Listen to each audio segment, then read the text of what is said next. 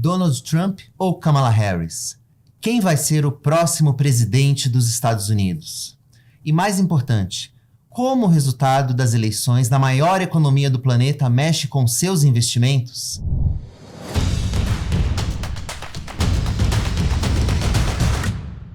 Salve pessoal, tá começando mais uma edição do podcast Touros e Ursos. Eu sou o Vinícius Pinheiro e a edição de hoje é especial porque estamos, afinal de contas, com um cenário novo no programa. Espero que vocês gostem.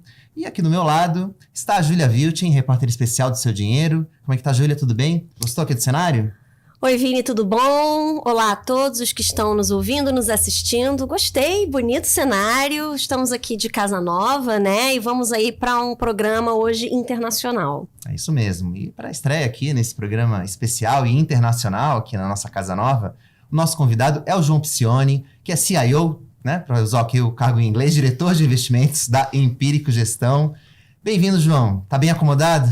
Tudo bem, Vini? Tudo bom, Júlia? Tô bem acomodado. Ótimo, pô, obrigado. Muito bom. Obrigado pela presença. E vamos ao tema dessa semana, mas antes já quero convidar você, que acompanha a gente pelo YouTube, a participar desse episódio e seguir o canal do Seu Dinheiro no YouTube.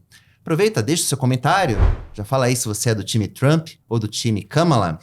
O Touros e Ursos também está disponível nos principais tocadores de áudio, como Spotify.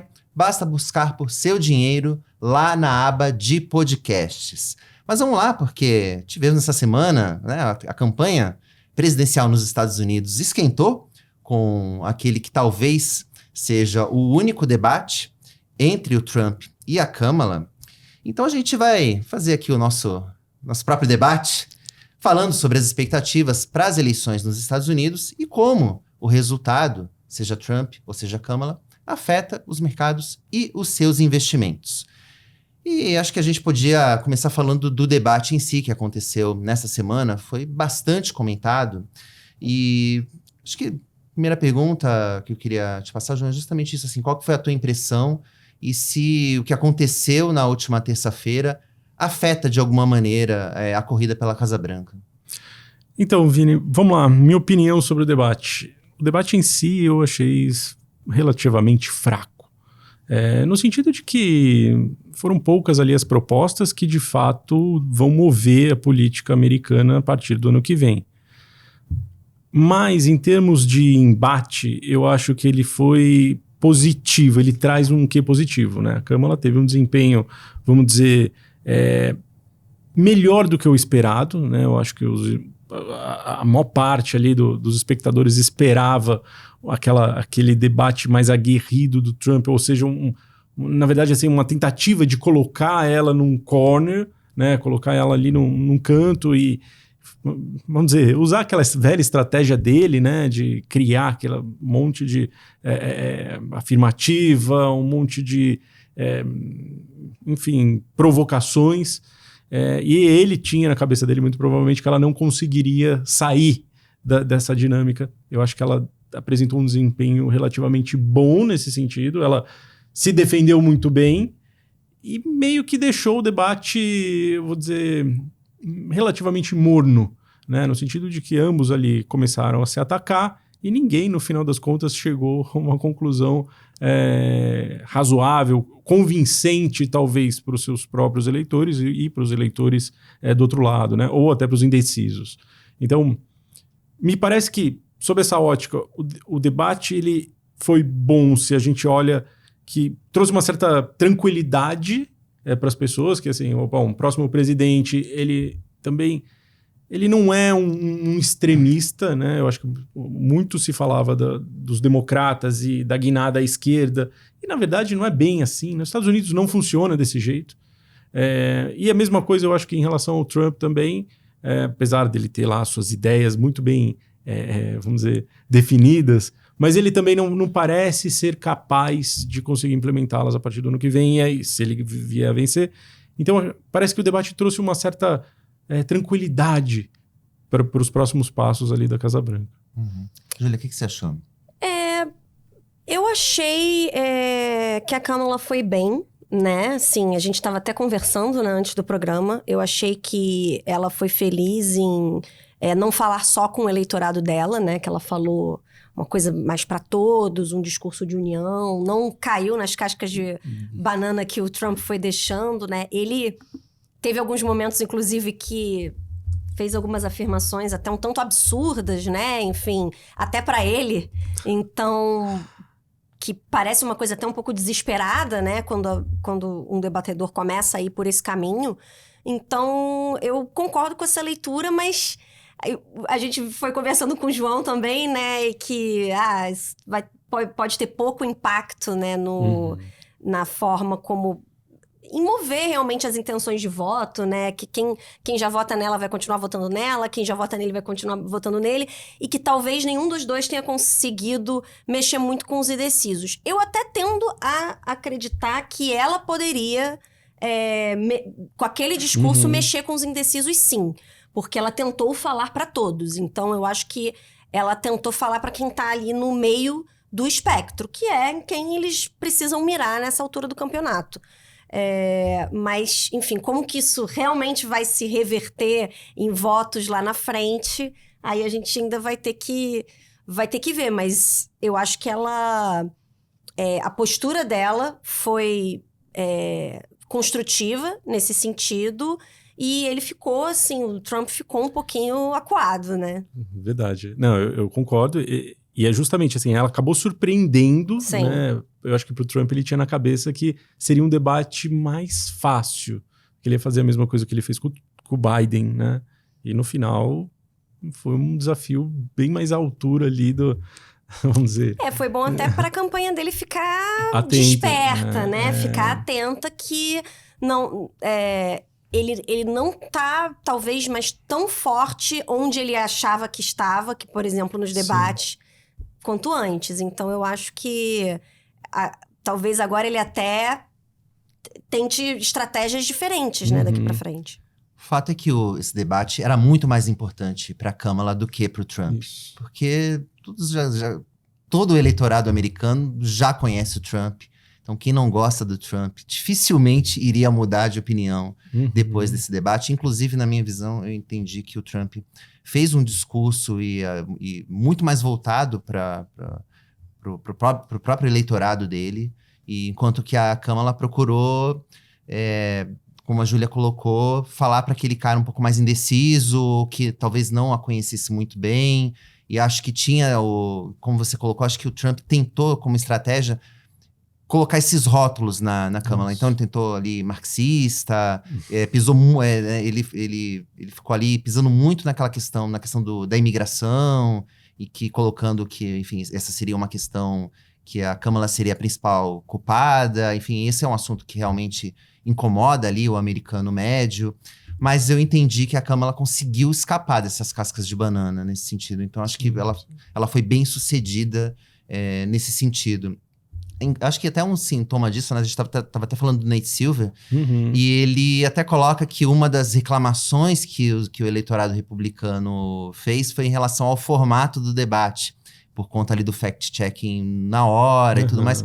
Mas quando você já começa reclamando do formato do debate, é porque alguma coisa não deu certo pra você, né? Então, assim, você já tá falando, olha, aqui é o formato do debate, ele foi parcial. Então, quando você já encontra esse tipo de subterfúgio, talvez seja porque você não conseguiu sair muito bem no debate como um todo. Mas talvez não tenha sido o suficiente, né, João, para mudar aí a dinâmica da eleição. Parece que, na verdade, eles ficaram muito presos àquelas promessas que acabam não mudando muito o jogo, né? A Kamala muito nessa linha do assistencialismo. A pessoa que tem o filho vai ganhar lá seus $6 mil anuais. A pessoa que está montando um pequeno negócio vai ter $50 mil. Então, uma coisa que remete até ao próprio governo Biden nesses últimos anos, né? A gente sabe que o governo Biden ele ajudou de uma forma muito intensa, vamos dizer, a dinâmica da economia americana, gastando dinheiro com as pessoas, preenchendo cheques e colocando na mão das pessoas. E ela vai muito para essa linha, como uma continuidade mesmo do Biden nesse sentido. E quando a gente olha para outras políticas, e aí o Trump me parece também um cara que não trouxe ali muita coisa nova, né, em termos de futuro, né, olhando para frente, mas quando você olha, parece que faltam mesmo ideias, né, de ambos os lados ali do que vai ser para frente. Né? A Câmara é uma continuidade, então assim, olha, puxa, vai ter lá o CHIPS Act, continua, né, com esse desenvolvimento de infraestrutura do jeito que está sendo feito, que não é ruim, mas que também é uma, vamos dizer, está associado um pouco com a ideia do Trump, né, America Great Again, né? Ela foi mais dura com China do que se imaginava, né? Eu acho que a hora que ela pondera, quando, né, todo mundo olha para o Trump e pensa nele como o cara que vai, vamos dizer, colocar a China no seu quadradinho, mas na verdade o Biden foi esse cara, né? A hora que o Biden olhou para a China e falou assim, olha, eu vou interromper a venda de chips para a China, na verdade isso é muito mais preocupante do que um imposto de exportação ou de importação em cima de geladeiras. Né? Então o Biden... A Câmara, inclusive, acusou o Trump de vender chips. De vender chips para a China. Né? E no fundo, é até uma coisa para a gente pensar para o ano que vem, a gente não sabe ainda quem vai ganhar, mas do lado de lá, talvez você tenha uma política externa, do lado dos democratas, talvez você tenha uma política externa muito mais dura do que a gente está imaginando, principalmente com China. Né? E o Trump muito mais nessa pegada, mas vamos lá, eu vou tributar o ferro de passar. Uma coisa assim bem trivial. Bom, mas enfim, acho que nenhum dos dois lados trouxe realmente o que vai ser o ano que vem. Todo mundo ainda tentando tatear, entender como está a economia americana, que também é um pouco de surpresa, né? Tá todo mundo falando agora em uma possível recessão à frente. Voltou toda aquela discussão para trás, mercado de trabalho desacelerando. Então, o que os Estados Unidos vai realmente precisar o ano que vem? Eu acho que os dois ali eles estão começando a pensar já também no que vai ser 2025 e melhor não prometer muita coisa agora, né? Eu acho que é um pouco por aí. Dito isso, João, porque eleições americanas é sempre um tópico que os investidores acompanham com muita atenção, mas a gente tem, pelo que você falou, depois desse debate ainda uma grande indefinição, né, de quem vai ganhar, e independentemente de quem ganhar, como que vai ser esse próximo governo. Mas os mercados americanos, os mercados globais de maneira geral, estão agora muito focados na questão dos juros nos Estados Unidos, né? Nesse sentido, qual que é a importância das eleições americanas para os mercados hoje? Ainda tem tanto peso? De que forma essas eleições vão impactar os mercados, se é que vão? Assim, será que essa questão da possível recessão, se vai ser um pouso suave, quanto que vai cair de juros, a partir de quando? Será que isso não tem um peso maior do que qualquer discussão ou resultado eleitoral nesse momento? Júlia, com certeza. Eu acho que a questão do soft landing e da política monetária para o ano que vem, e um quesinho da política fiscal que ela ainda vai ser importante, ela vai ser muito mais direcionadora dos mercados, dos ativos de risco ano que vem, do que a eleição presidencial.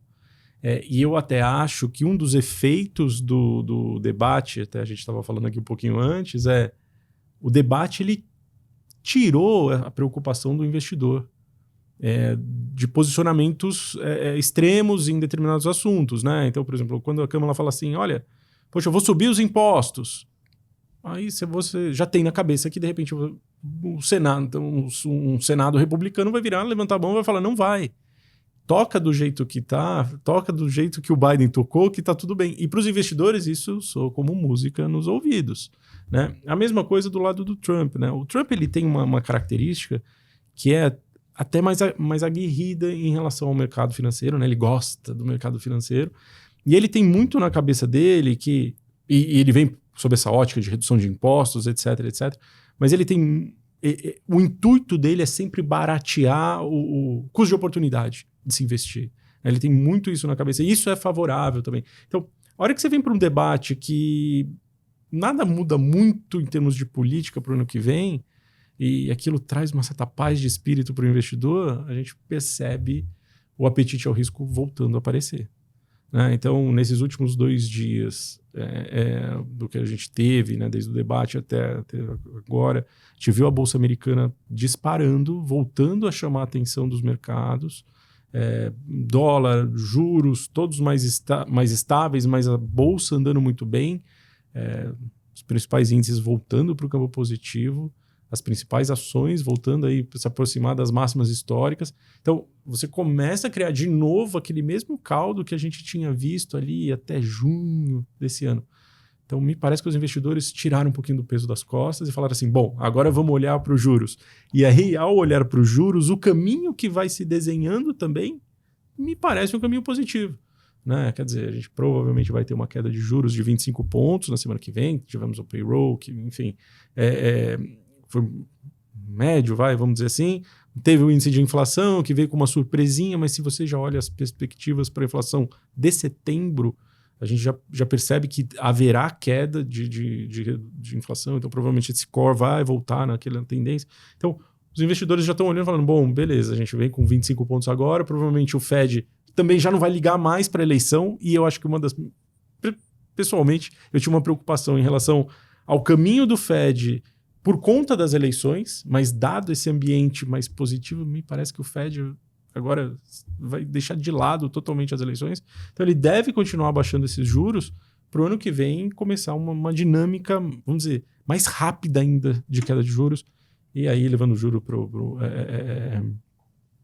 o nível neutro ali, e, enfim, abrindo espaço para ativo de risco mesmo de forma geral. Acho que tem uma expectativa de que a eleição permaneça acirrada até o final. Acho que tem esse pensamento de que seja quem for o vencedor, não vai ser fácil. A gente deve ter esse voto a voto ali, contando principalmente ali em alguns estados, no colégio eleitoral e tudo mais.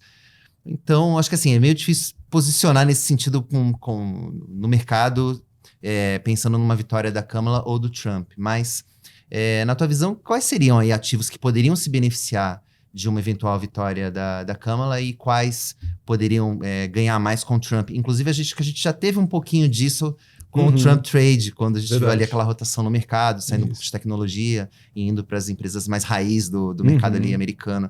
Como é que você vê a perspectiva para a Bolsa Americana, mas em relação a papéis, alguém pode ir melhor, ou alguém eventualmente pode ser ruim para alguma empresa ou para algum setor específico? Muito provavelmente sim, Vini. Eu não acho que... quando eu olho para a ótica do lado no campo mais negativo, eu acho difícil encontrar um player que vá sofrer muito com um dos dois presidentes sendo eleitos, né? Talvez, e aí só talvez, as Big Techs sofram um pouco mais no caso dos democratas. E em alguns casos específicos, né? A gente está vendo a Alphabet, né? O Google passar por vamos dizer, um debate ali com o Departamento de Justiça americano, muito importante. Uma das saídas que o Departamento de Justiça americano deu para o Google foi: vamos separar os seus negócios, né? Então, talvez a gente tenha alguns casos ali, especialmente nesse mundo dos democratas, porque esse negócio já está correndo, né? Então, se troca tudo, puxa, até esse processo ganhar corpo de novo, demoraria mais um tempo. Mas por outro lado, tirando a Alphabet, que eu acho que é meio exceção à regra nesse sentido, todas as demais Big Techs andam muito bem, tanto com a Kamala quanto com o Trump. No caso do Trump, eu acho que alguns setores são beneficiados. Então, as small caps certamente voltam um pouco ao radar, porque você vai diminuir... Bom, se o Trump fizer o que ele está prometendo, tem essa, né? A partir do momento que ele assumir o governo, né? Se ele vier assumir e ele olhar as contas públicas e ele fala assim, agora eu vou baixar imposto, não sei. Exato, porque a própria Kamala chamou atenção para isso. Para a explosão, né, do déficit fiscal com o Trump. Exatamente. Né? Então, realmente, talvez ele não tenha muito espaço. Talvez não tenha muito espaço, mas o mercado vai tentar antecipar, né? Ele adora fazer esse tipo de aventura. Mas a gente vai ver as small caps, de repente, recuperando um pouco do espaço. Vamos lembrar que as small caps entraram em bear market ali em 2022, como todo o mercado americano, e poucas delas saíram daquela situação ruim. Né? A gente viu a bolsa andar bem o ano passado, mas o que andou bem de fato foram as Big Techs, as empresas de tecnologia. Tem um pedaço da bolsa americana que está estagnado faz 2 anos e lá vai pedrada, né? Acho que esse setor anda bem, real estate voltaria a andar bem também, ele tem esse estímulo, ele gosta desse setor. Acho que bancos regionais teriam espaço para voltar a andar bem, e aí os bancos regionais muito afetados também pela política do Federal Reserve de trazer os juros para baixo, né? A hora que ele traz o juro de curto prazo para baixo, o Banco Regional vai ter uma folga de capital e vai conseguir voltar a fazer empréstimos rentáveis ali na tua posição. Então, muda um pouco esse jogo. Mas a parte do imposto cai bastante, se o Trump conseguir implementar. Eu acho que o mercado vai tentar antecipar isso. Mas, de forma geral, parece que esse empurrão da economia americana que a gente está vendo nesses últimos, vamos dizer, ano e meio, vamos dizer assim, né? Esse empurrão na economia, ele é difícil de se dissipar. Eu tenho dificuldade de ver a economia americana entrando em recessão ainda. E acho que qualquer um dos dois governos que entrarem, eles vão tentar colocar mais um pouquinho de lenha na fogueira para a economia ganhar uma atração. E se tiver o suporte do Fed, eu acho que tudo vai acabar andando muito bem mesmo. Eu estou, assim... Se a Câmara ganha, eu acho que a gente tem o mesmo cenário desse primeiro semestre desse ano. Acho que é bem por aí. Se o Trump ganhar, acho que tem essas small caps andando. Num primeiro momento, as criptos vão muito bem com o Trump, mas eu acho que cripto é um ativo que transcende um pouco a questão de Trump ou Câmara. Acho que cripto é um ativo mais geracional. Você tá otimista com cripto. Inclusive, a gente teve na semana passada no evento da gestora e você colocou bem essa questão, né? Você quer falar um pouquinho sobre isso? Eu acho que é legal. O ponto é que cripto, ele é vamos dizer, um instrumento muito mais, que traz muito mais, vamos dizer assim, expectativa positiva para as novas gerações.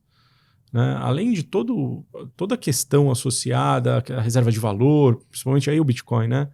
Olhando para outros mercados, o desenvolvimento do arcabouço de criptomoedas, ele captura muito bem o jovem, aquele empreendedor que está tentando criar alguma coisa diferente no mundo da tecnologia, suportado por Venture Capital, que está louquinho para voltar para o mercado. E eu acho que a partir do ano que vem, tem uma questão até no próprio evento, a gente teve uma pessoa super legal que falou ali sobre a política, e ele trouxe para a gente, né, o Charles Myers, da Signum, ele trouxe para a gente aquela ideia de que a Câmara daria suporte, né, os democratas estariam olhando um pouco mais para esse lado, daria suporte para a cripto, porque no fundo, ele ajuda toda essa dinâmica desse pessoal mais novo a ter uma possibilidade de virar um empreendedor digital, né, fornecendo serviços para a economia. Então, me parece que esse mundo cripto, no primeiro momento, com o Trump é mais favorável, dado o J.D. Vance e a sua proximidade ali com o Silicon Valley, etc. Mas eu acho que no segundo momento, mesmo com o Câmara, acho que as coisas ali vão andar bem. Então... Eu confesso que eu estou otimista para 2025. Eu acho que a gente vai ter um ano, assim, surpreendentemente bom do lado da Bolsa Americana. E no Brasil, João? Vamos falar aí enfim, quem que é melhor aí para os ativos brasileiros? Pois é. Vencer o Trump ou a Câmara, né? Tem diferença? A gente pode já, a partir da pouca informação que a gente tem sobre o que podem ser o que pode ser o novo governo, quais os ativos, enfim, os ativos brasileiros se beneficiam, quais se beneficiam mais, enfim, se é que dá para já dar essa previsão. Eu tô com duas ideias na cabeça, né? E aí, quando a gente olha o mainstream aqui brasileiro, tá todo mundo muito preocupado com Donald Trump e países emergentes. Porque o Trump, ele tem essa postura mais dura mesmo, com política externa, e isso afetaria, vamos dizer, o capital ao redor do mundo, né? O capital voltaria para os Estados Unidos, dólar sobe, aquela pressão, etc. Mas eu vou ser contrário aqui. Eu acho que um governo democrata é um pouco mais do mesmo. E o que é mais do mesmo? É o petróleo nesses $70, uma política que acaba fortalecendo o dólar. Tem um efeito muito importante que aconteceu na pandemia e que a gente não pode esquecer. A hora que o Biden, o próprio Trump, né? A hora que o Trump e o Biden deram um cheque nas mãos dos americanos, o que ele fez? Ele fez a inflação dos Estados Unidos subir e fez a inflação do mundo subir. Se a Câmara vem com medidas de suporte para o mercado interno, dando dinheiro na mão das pessoas, o que vai acontecer?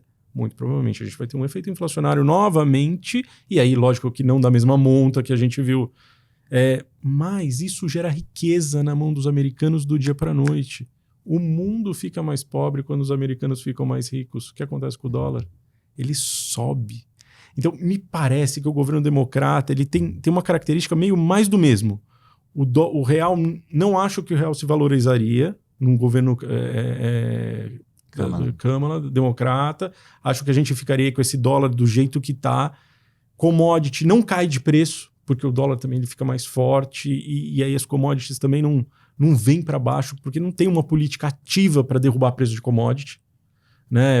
Assim, o Biden não fez uma política ativa. Ele tentou até, né, gastando as reservas estratégicas, etc, etc.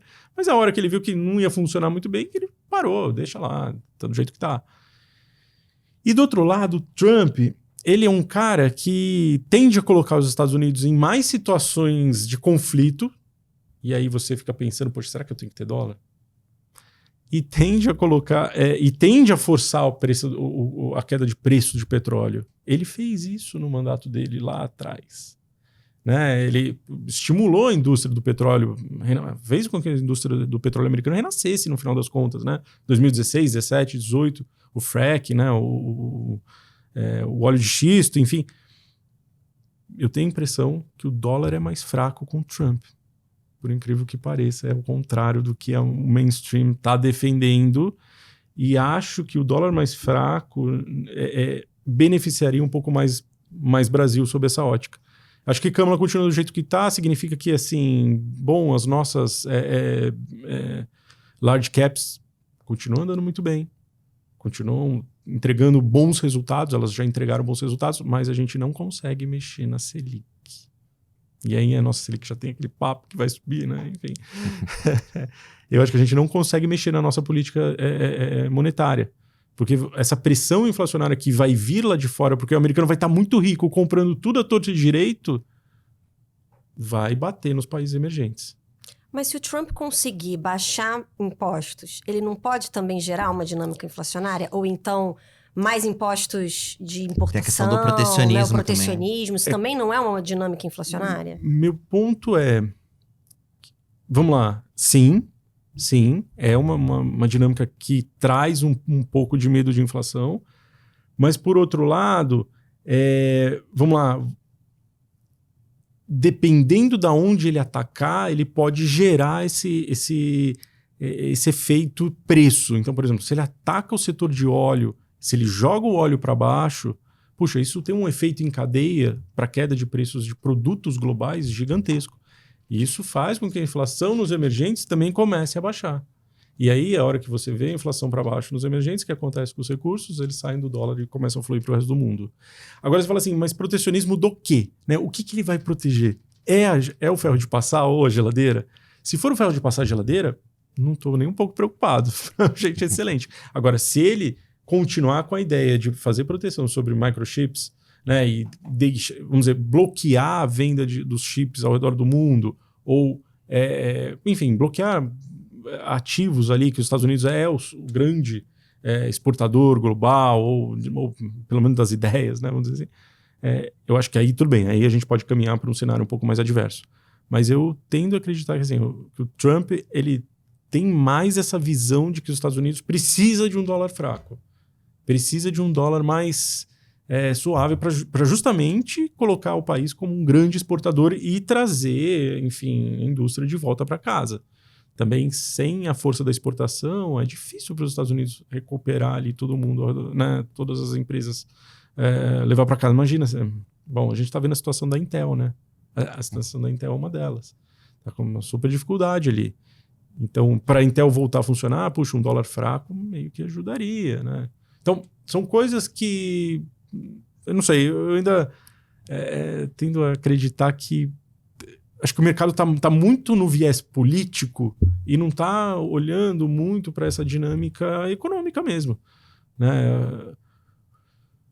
Acho que, assim, Kamala, democratas, eu acho que é bom para o Brasil. O Brasil vai continuar andando. As empresas brasileiras estão melhores. O Selic tá bom, não vai cair, mas também não pode subir muito. O Trump, eu acho que pode liberar um pouco desse cíclico local. E esse cíclico local anda mais, inclusive, com as empresas ligadas a commodities, etc, etc. Então eu tô com um pouco dessa cabeça. Legal. Bom, acho que a gente vai discutir bastante sobre eleições nos Estados Unidos até novembro. Temos poucas semanas e a corrida costuma ficar mais acirrada conforme conforme se aproxima o período eleitoral. Então a gente vai falar bastante sobre esse tema. Já deixa, né, você que está acompanhando a gente, deixa o seu comentário aí.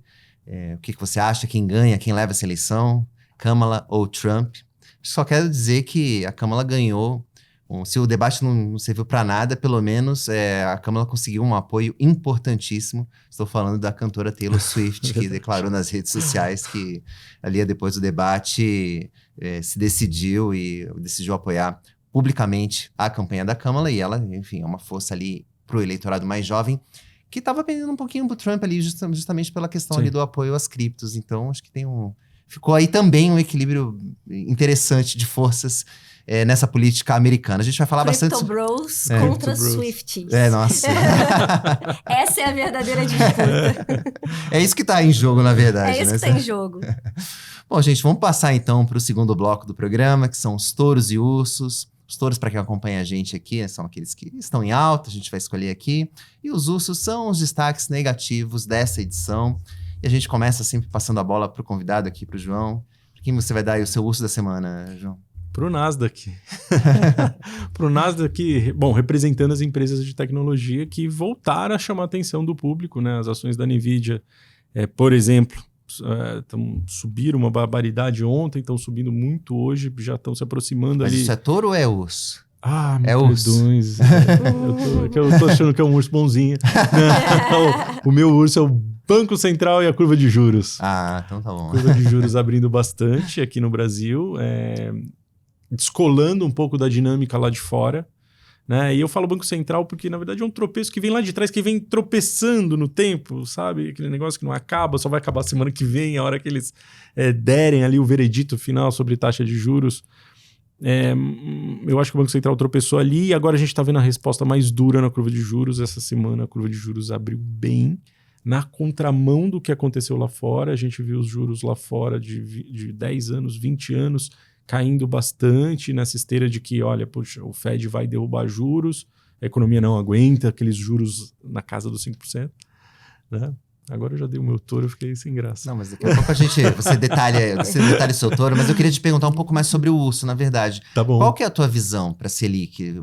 Até quanto essa Selic sobe? Se é que ela sobe, não sei qual que é a tua visão. Puxa, assim, a gente tem a visão da casa, a gente acha que o BC vai subir 25 pontos, né? Eu, pessoalmente, eu fui meio voto vencido no cenário, e eu ia estar errado mesmo.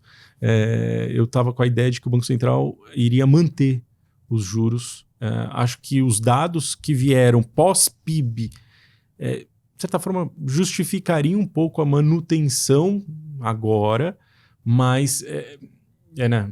Se a gente olhar, teve ali produção industrial no Brasil referente ao mês de julho, que veio fraca pra caramba e o PIB tinha sido super forte, aquele negócio, uma coisa que não conversa com a outra, e a gente teve uma deflação agora, e aí você fala assim, puxa, será que a gente vai ter mais uma deflação? Aí quando a gente olha lá pra fora, a gente tá vendo a dinâmica do preço da gasolina desabando, em algum momento tem que bater aqui, não bateu até agora por causa do câmbio, e aí esse conflito do Banco Central acabou gerando esse estresse a mais aqui no real, né? Sempre tem um pouquinho do discurso vindo para o câmbio, né? E veio, o câmbio segurou lá em cima e a Petrobras está esperando o melhor momento para poder baixar colocar a gasolina para baixo. Então, eu tinha na cabeça que a gente tinha uma janelinha para esses juros ficarem onde estão e o BC esperar. Mas eu ia ser fui voto vencido e provavelmente estaria errado. Mas eu não gosto muito da ideia dos juros voltarem para os 12% como a curva está apontando.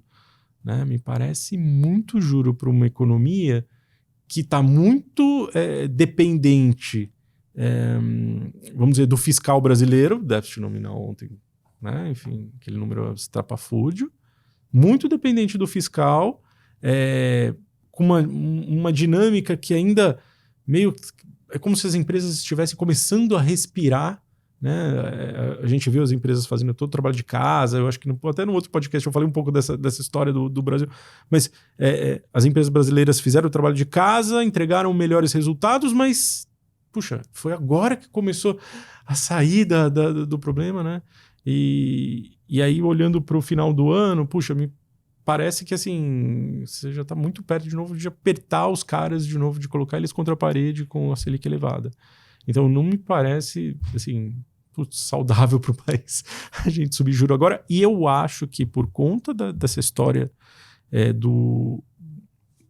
dois pontos que são importantes, porque para mim essa história do fiscal, do jeito que está, ela não tira esse comportamento do dólar.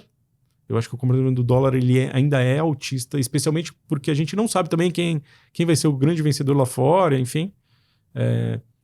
Eu acho que não tira, acho que o dólar continua muito forte em relação ao real. Não acho que a Selic, mesmo que ela volte ali para os 12%, ela vai ser suficiente para o investidor olhar e falar assim, não, ok, vamos voltar e repousar sobre o real.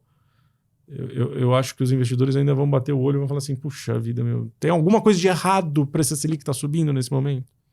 Eu tenho essa impressão, mas muito provavelmente estarei errado. Bom, vamos ver na próxima edição a gente com certeza vai falar mais sobre juros, mas eu te perguntei um pouco porque eu já queria antecipar, porque tem gente que com certeza vai assistir aqui o programa sim. Nos próximos dias e esse tema vai esquentar bastante. E você, Julia, quem vai ser o seu urso dessa semana? Meu urso da semana, eu vou continuar na tecnologia e também no exterior, né? Um urso internacional. Eu escolhi a Samsung, né? Que essa semana a agência de notícias Reuters publicou uma reportagem dizendo que a Samsung planeja um corte de até 30% da sua força de trabalho até o fim do ano nas suas subsidiárias ao redor do mundo, né? Então, aí...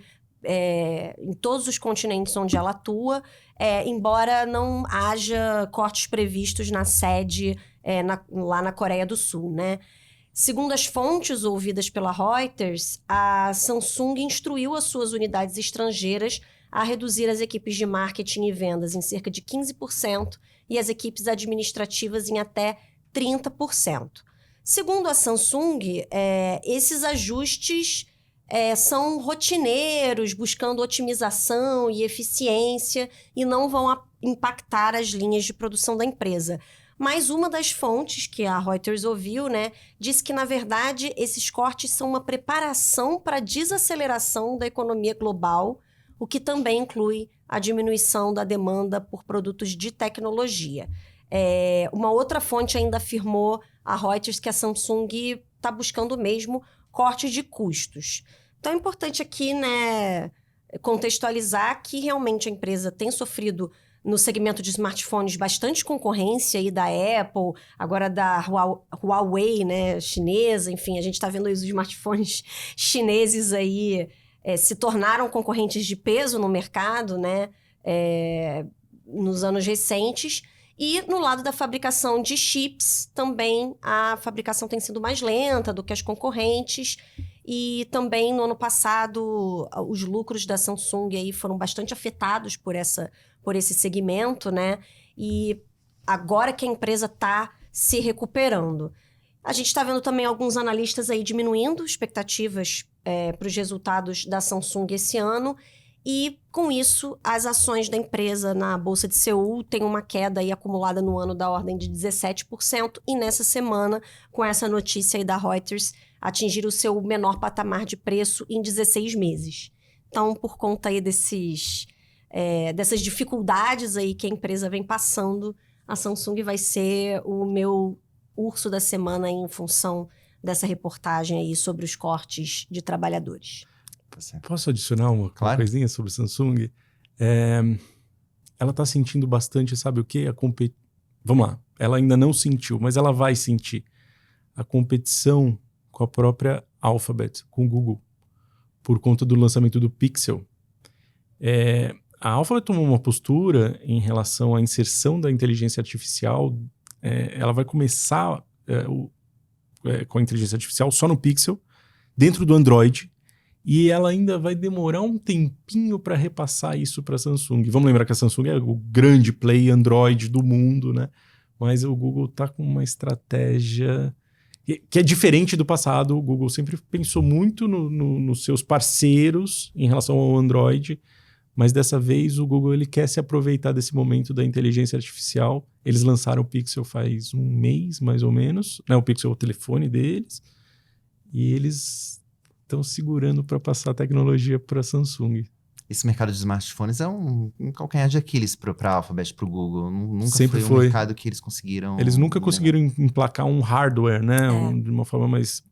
né? Eles tentaram com aquele óculos, às vezes, estranho, lembra? E agora eles estão tentando fazer isso com o Pixel. E para que a inteligência artificial, para eles funcione de verdade, eles precisam ter esse hardware, né? Como a Apple acabou de lançar, né? O Apple Intelligence. E aí a Samsung está nesse passo do que eu faço? Qual é a minha escolha? Eu parto para desenvolver uma inteligência artificial aqui dentro e olho para a Alphabet e falo, Alphabet, adeus Android. Será que vai ter um divórcio vai aí ter um dessa divórcio parceria tão longeva? Exatamente. Então, um ponto de atenção aí. Os aplicativos dos dois já competem dentro dos celulares da Samsung, Verdade. né? Você tem aplicativos Samsung e aplicativos Google que já vêm instalados e fazem mais ou menos as mesmas coisas. Uhum. E o usuário fica meio ali, para que lado eu vou, né? Então, talvez essa separação seja algo aí que seja inevitável, né? Mas quem perde mais para mim é a Samsung. Me parece que sim, nesse primeiro momento, né? É interessante, talvez seja um urso não só dessa edição, vamos acompanhar. E é um urso importante, né? Porque é a principal empresa da Coreia do Sul, né? Então, é uma grande questão para os coreanos, a Samsung sofreu o impacto desse. Mas a Coreia hoje tem outro grande produto para exportação, que são os doramas, então... Exatamente. Talvez seja essa a vertente que a Samsung deveria olhar. Bom, gente, deixa eu falar do meu urso aqui. Eu vou dar o meu urso pro petróleo. As cotações do barril vêm sofrendo quedas aí importantes nas últimas semanas. E o Brent, que é a cotação ali do barril de referência, né, da política de preços, ou era, pelo menos, da Petrobras, chegou a ser cotado abaixo dos $70, uma marca que a gente não via há bastante tempo, acabou se recuperando, está ali um pouquinho acima dos $70. E a principal explicação, pelo menos que a gente tem acompanhado aí dos analistas, é realmente a economia chinesa bem mais fraca do que o esperado. Acho que esse talvez seja um dos grandes pontos de interrogação em relação à economia global. Acho que talvez tanto ou mais do que o resultado das eleições americanas seja o que acontece com a China. Eu acho que realmente o resultado da eleição americana vai fazer muita diferença para os chineses. Acho que me parece ruim para qualquer cenário, mas enfim, talvez seja pior dependendo de quem ganhar. E, enfim, a China está ali com o desafio realmente de manter o seu crescimento, e obviamente que a grande parte da demanda global hoje, né, vem da segunda maior economia do planeta. A gente também tem visto aí surpresas positivas na produção de petróleo, e aí a culpa, entre aspas, parte da culpa que é nossa, né? O Brasil hoje já é um dos 10 maiores produtores de petróleo do mundo, e a gente está fora da OPEP, então a gente acabou... Então, mesmo com os cortes ali do cartel, outros países acabam furando ali, produzindo mais barris. Então, acho que por tudo isso ali, a gente tem uma pressão ali de preços sobre o petróleo. Pra gente, acho que justamente por isso que eu falei, acho que tem uma faca de dois gumes aí em relação a essa história do petróleo. Eu acho que o lado positivo, como você colocou, João, inclusive quando estava falando do Banco Central, é justamente porque reduz a pressão inflacionária. Então, talvez essa Selic, dependendo do que acontecer com o petróleo, não precise talvez ir aí a 12%, dependendo do que acontecer. Mas, por outro, eu acho que fica ali, né, assim, deveria ser ruim para o Brasil hoje, que é um grande produtor de petróleo, mas como a gente está nessa política hoje de preços de combustível da Petrobras, que está um pouco errante, para dizer o mínimo, fica até difícil saber quando o petróleo cai, é bom ou é ruim para a Petrobras. Eu já não sei dizer. Eu acho que mesmo com essa queda, eu acho que como o dólar subiu, A paridade de preços acho que ainda está desfavorável para a Petrobras. Não sei nem se ela Uhum. teria espaço para reduzir preço de combustível hoje. Mas, enfim, é uma fatura que acaba chegando, né? Toda vez que a gente discute, quando o petróleo sobe, que a Petrobras represa o preço, a gente sabe que isso vai estourar em algum momento, e me parece que esse tem sido o momento. Mas, enfim, uma longa história que caberia aqui para um podcast inteiro, mas por hora eu fico aqui dou o prêmio de urso aqui para o petróleo. Bom, agora vamos passar para os touros, vamos falar dos destaques positivos dessa edição. E, João, vou fazer uma surpresa aqui. Quem vai ser o seu touro da semana? O Nasdaq. Puxa, quem poderia adivinhar? Bom, o mundo da tecnologia voltou ao radar de todo mundo, né? As ações da NVIDIA andaram muito bem. Hoje as ações da Meta estão subindo uma barbaridade. Ontem,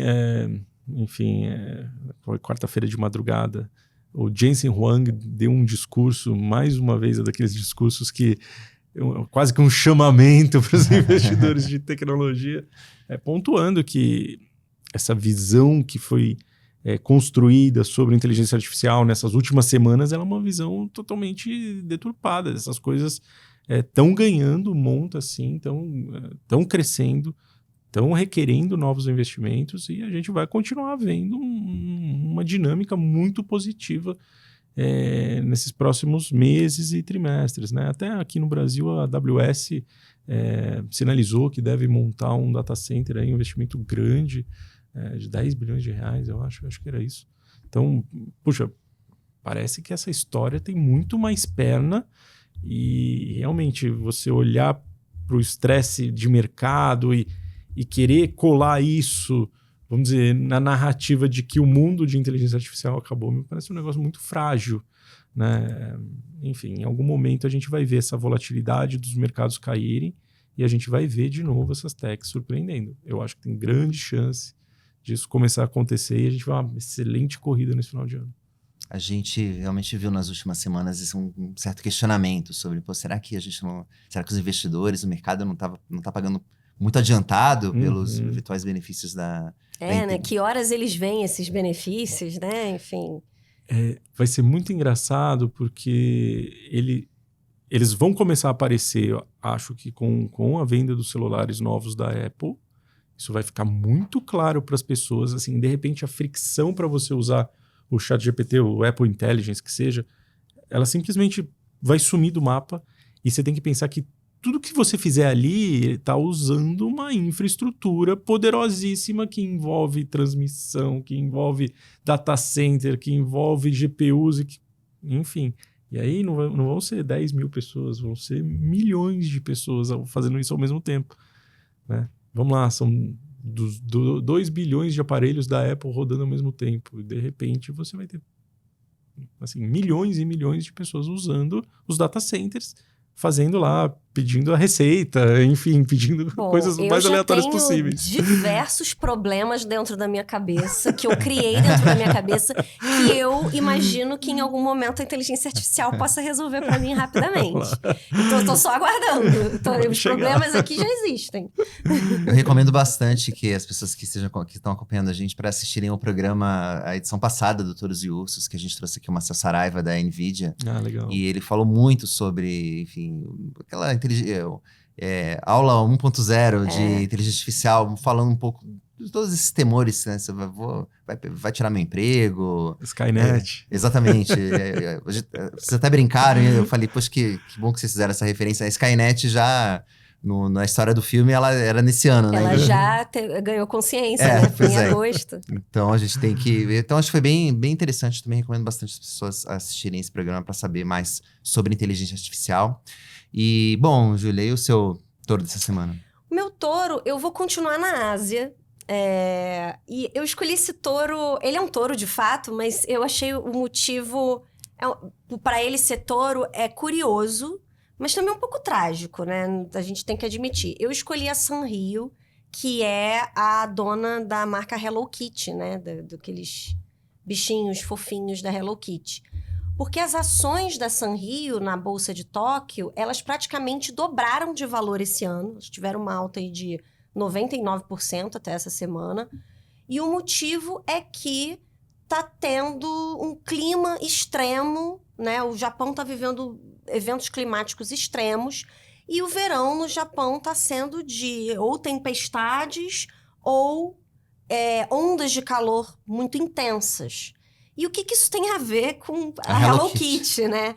A questão é que a Sanrio ela é dona de 2 parques temáticos em Tóquio e eles são parques fechados, parques internos, climatizados. Eles têm ar-condicionado. E tá tendo um fenômeno nessa parte de entretenimento, ainda mais de verão, né, de férias, no Japão, que assim, o clima tá tão... Assim, o calor é tão intenso e as chuvas são tão intensas que, principalmente para quem tem criança, né, acaba não indo para os parques de diversões ao ar livre e preferindo os parques de diversões, enfim, fechados e climatizados. Então, a Sanrio ela está vendo teve um aumento do movimento nos seus parques esse ano por conta desses eventos climáticos. Em contrapartida, as empresas que são donas dos parques de diversões ao ar livre estão sofrendo com a falta de movimento. Então, por exemplo, enquanto as ações da Sanrio praticamente dobraram, né, na Bolsa de Tóquio, você tem, por exemplo, a Oriental Land, eu achei horrível esse nome, mas esse é o nome realmente da controladora do resort da Disney em Tóquio. Os papéis dessa empresa caíram 25% nesse ano, né? Aí tem uma outra empresa que chama Fuji Kyuko, que opera também um parque de diversões aberto, que cai 38% no acumulado do ano. E existe uma outra empresa que é a Round One, que é uma dona de casas de fliperama, né? Que, enfim, deve ser um tipo de parque de diversão bastante popular no Japão, eu imagino. Que os papéis dela sobem 56% no ano. Então, não é um fenômeno só limitado a Sanrio. Então, assim, basicamente, quem tem ar-condicionado se deu bem. É isso que está acontecendo e foi o que aconteceu com a Sanrio. E aí, por isso, eu escolhi ela como meu touro da semana. Fica a dica, né? Procurar na bolsa aí empresas que ganham, que têm ar-condicionado, né? Então, cariocas como eu já sabem disso há muito tempo. E quem tem negócios no Rio de Janeiro também sabe. Se não tiver ar-condicionado na sua loja, no seu bar, enfim, no seu restaurante, você não vai resistir muito tempo. Você tem que ter um diferencial muito grande para as pessoas quererem enfrentar o calor para ficar no seu estabelecimento. Só taxista que sobrevive sem ar-condicionado, né, no Rio de Janeiro. Se bem que até lá, nem tanto, viu, Vini? Aqui em São Paulo é mais comum. Bom, tá certo. Deixa eu falar aqui do meu touro dessa edição. Eu vou dar para Direcional Engenharia, né, construtora listada na B3, que tem foco em habitação de baixa e média renda, ali principalmente em habitações do Minha Casa Minha Vida. A empresa anunciou nessa semana o que eu chamaria de um dividendo surpresa, né? Um presentinho para os seus acionistas. Vai distribuir quase 80 milhões de reais para quem tem ações da Direcional, né, na Bolsa. E o que eu achei curioso é que o dinheiro não vem dos negócios da empresa em si, mas de um ganho que a Direcional teve no mercado acionário. A empresa fez uma operação ali com derivativos em que ela apostava na ação dela mesma. Né? Uma maneira até de você fazer uma recompra de ações sem fazer a recompra. E ela teve um ganho, as ações da Direcional são um dos destaques positivos aí dos últimos anos do mercado. E com esse ganho, esse ganho que ela teve nessa operação, que chama de equity swap, ela agora vai distribuir numa forma de dividendos para os acionistas. Então, achei bem curioso e acho que mostra que uma empresa bem administrada realmente, né? Então, acho que tinha um dinheiro extra em caixa e usou para apostar nela mesma, né? Assim, mostrando que realmente os papéis estavam baratos e o mercado comprovou isso, tanto que os papéis subiram e a empresa teve lucro. Então, achei bem interessante e acho que é uma das ações que praticamente consenso no mercado, a maior parte dos analistas recomenda a compra de Direcional. E também uma das que se beneficiam também pelo crescimento aí do Minha Casa Minha Vida, que é um dos programas mais importantes do atual governo. Então, tudo isso aqui, a Direcional leva o meu touro dessa semana. Mas eu queria só também, para encerrar aqui a nossa conversa, dar um touro honorário aqui, né, fora do mercado, para o Walter Salles, né, o cineasta brasileiro, que ganhou nessa semana lá no Festival de Veneza, com o filme Ainda Estou Aqui, né, o prêmio de melhor roteiro. O Festival de Veneza é um dos mais importantes do cinema mundial, e fazia algum tempo que o Brasil não conquistava ali uma posição importante nesses festivais. E provavelmente isso dá gás pro filme entrar na disputa de Oscar de melhor filme internacional no ano que vem. Ainda não está decidido quem vai ser o representante brasileiro, mas creio eu que tudo indica que vai ser o Ainda Estou Aqui, do Walter Salles. E a história é baseada no livro do Marcelo Rubens Paiva, que trata ali da história da família dele, que foi marcada pela prisão e depois do desaparecimento do deputado Rubens Paiva durante ali a ditadura militar.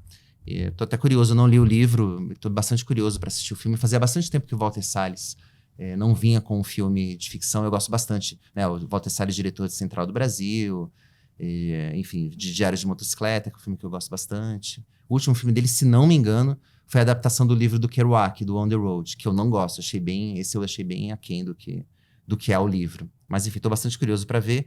E fica aqui, como eu não assisti o filme ainda, eu ia dar o touro pro filme. Mas como eu não assisti o filme ainda, eu vou dar aqui pro Walter Salles aqui, em nome da equipe do Ainda Estou Aqui, que venceu esse prêmio importante lá no Festival de Veneza. Também dizem que a Fernanda Torres está atuando muito bem nesse filme. E falam que uma das injustiças, inclusive, do festival foi não ter dado o prêmio para ela. Mas já tem movimentos na internet querendo colocar a Fernanda Torres para indicada a melhor atriz no Oscar, para vingar a Fernanda Montenegro, que não ganhou, né, muito injustamente, o Oscar lá com o Central do Brasil, lá na edição lá de 98, 99, se não me engano. Então vamos ver o que vai acontecer. De qualquer maneira, fica aqui o meu touro aqui, o honorário dessa semana, para o Walter Salles. Bom, gente, com isso a gente coloca um ponto final nessa edição do podcast Touros e Ursos, mas é claro que queria agradecer aqui muito a presença do João Piccioni, CIO da Empírico Gestão. Só dá o seu recado aí, João, como é que a gente faz para investir nos fundos aí da Empírico Gestão? Bom, os fundos estão disponíveis na plataforma do BTG Digital, acessando o nosso site www.empiricosgestão.com.br, você tem lá as instruções para chegar na plataforma, né, caso seja. E para quem já é cliente do BTG, é bem facinho, é só entrar lá no app e procurar por Empíricos e vai achar todos os nossos fundos. Tá ótimo. Bom, Júlia, obrigado aí mais uma vez pela presença. A gente se encontra aqui no nosso novo cantinho semana que vem. Obrigada, Vini. Obrigada a todo mundo que nos ouviu, nos assistiu. E estaremos aqui no Novo Cenário novamente na próxima semana. É isso aí, pessoal. Obrigado pela companhia e acessem seudinheiro.com para ficar por dentro de tudo que mexe com os seus investimentos. Aquele abraço e até a próxima.